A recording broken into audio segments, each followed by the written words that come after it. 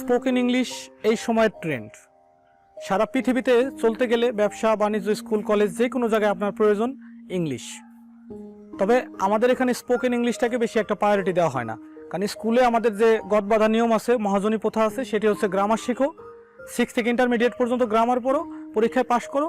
অন্য কোথায় যায় বিশ্ববিদ্যালয়ে গিয়ে আপনি যখন প্রেজেন্টেশন দিতে যাবেন তখন আপনার হাত পা কাঁপবে, আপনি কোনো রকম কোনো ইংরেজি বলতে পারবেন না। কিন্তু আপনি ম্যাট্রিকে ইন্টারে জেএসসিতে আপনি প্লাস পেয়েছেন, আপনার অসংখ্য ভালো রেজাল্ট আছে, এবং আপনি গ্রামারে 100 থেকে আপনি অথবা 60 থেকে আপনি 40 পেয়েছেন, 45 পেয়েছেন, এ ব্যাপারে কোনো সন্দেহ নাই। কিন্তু আমাদের অনেক ছেলেমেয়ে আছে যারা ব্রাইট ছাত্র হিসেবে বা ছাত্রী হিসেবে, তারা খুবই ব্রাইট বা মেধাবী, কিন্তু তাকে যদি বলা হয় যে আপনার নিজের ইন্ট্রোডাকশনটা বা ইন্ট্রোটা দেন, 5 মিনিটের একটা লেকচার দিবেন আপনি এই ডায়াসের উপরে দাঁড়িয়ে, কিন্তু সে বলতে পারবে না। এজন্য আমি সবসময় বলি, আমার সাথে যাদের লিঙ্ক আপ আছে, পরিচয় আছে, যে আপনি স্পোকেন ইংলিশটাকে একটু গ্রো করেন। আপনি যেন একটা প্লেসে দাঁড়িয়ে একটা মিটিং, একটা সেমিনার বা একটা টেবিল টক, একটা হাউসে গিয়ে আপনি যেন নিজের সম্পর্কে 5 মিনিট বলতে পারেন, অথবা আপনার সোসাইটিটাকে, আপনি যেখানে বিলংস করেন সেখান সম্পর্কে যেন আপনি কিছু একটা বলতে পারেন। এটাই হচ্ছে প্রকৃতপক্ষে শিক্ষা। উন্নত দেশে সব জায়গায় তার মাতৃভাষার পরে তাকে 2 থেকে 3টি সাবজেক্টে প্রায়োরিটি দেওয়া হয় এবং তার নিজের ভাষায় তাকে ফ্লুয়েন্টলি বলার চেষ্টা করানো হয়। আমরা স্পেশালি শুধু গ্রামার, আমি ব্যক্তিগতভাবে ইংরেজি পড়াই, অনেক গার্ডিয়ান আমার কাছে আসে এবং বলে যে আমার ছেলে মেয়েকে শুধু গ্রামার শেখান। পৃথিবীর অনেক সভ্য দেশে গ্রামার নিয়ে তাদের কোনো অ্যালার্জি নেই, তারা এই বিষয় নিয়ে তাদের কোনো ইরিটেশনই নাই। হ্যাঁ, গ্রামার শিখতে হবে, ভাষাকে শুদ্ধ করে লিখতে এবং বলতে গ্রামার প্রয়োজন, ব্যাকরণ প্রয়োজন। প্রত্যেকটা ভাষার অলংকার হচ্ছে ব্যাকরণ, এই ব্যাপারে আমার কোনো ডাউট নেই, নো ডাউট অ্যান্ড নো সাসপেকশন।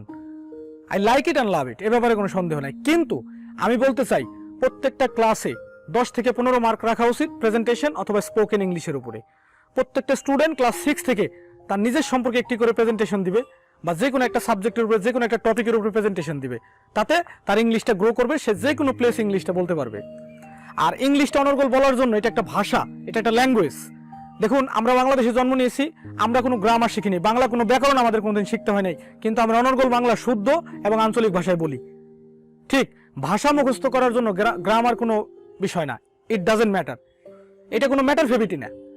ভাষা এটা আপনি প্র্যাকটিস করতে করতে এক সময় অনর্গল আপনি পারবেন, দিস ইজ ট্রু।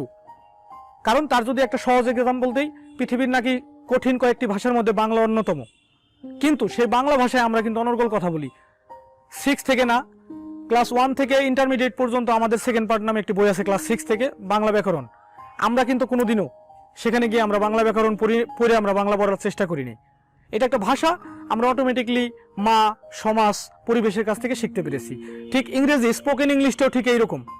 আপনি যদি অনর্গল বলতে চান, ফ্লুয়েন্টলি বলতে চান, আপনি ফ্লুয়েন্ট একজন স্পিকার হইতে চান, তাহলে আপনার গ্রামার খুব একটা ম্যাটার করবে না। হ্যাঁ, গ্রামারটা প্রয়োজন ভাষাটাকে শ্রুতিমধুর করার জন্য, এটাকে অর্নামেন্টস হিসেবে ব্যবহার করতে পারেন।